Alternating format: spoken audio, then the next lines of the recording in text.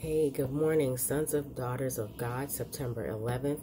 Persecution helps spread the gospel. 2 Corinthians 12:10 says, I take pleasure in infirmities and reproaches and necessities, in persecutions and distresses for Christ's sake. 2 Corinthians 12:10. In every age, God's chosen messengers have been reviled and persecuted.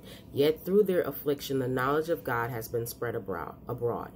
Every disciple of Christ is to step into the ranks and carry forward the same work, knowing that its foes can do nothing against the truth but for the truth. God means that truth shall be brought to the front and become the subject of examination and discussion, even through the contempt placed upon it.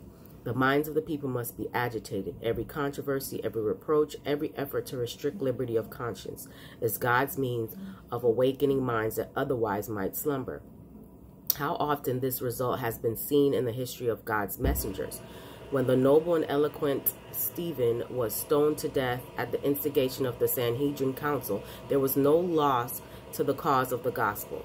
The light of heaven that glorified his face, the divine compassion breathed in his dying prayer, were as a sharp arrow of conviction to the bigoted Sanhedrists who stood by and saw.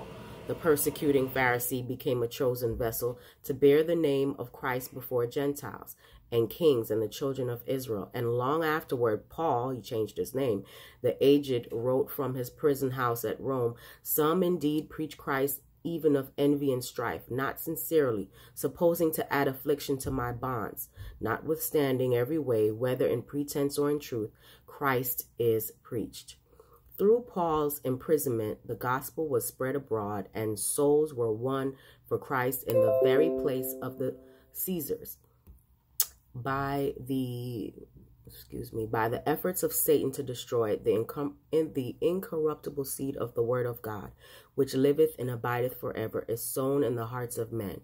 Through the reproach and persecution of his children, the name of Christ is magnified, and souls are saved. I hope you have a blessed day. You're a son and daughter of God.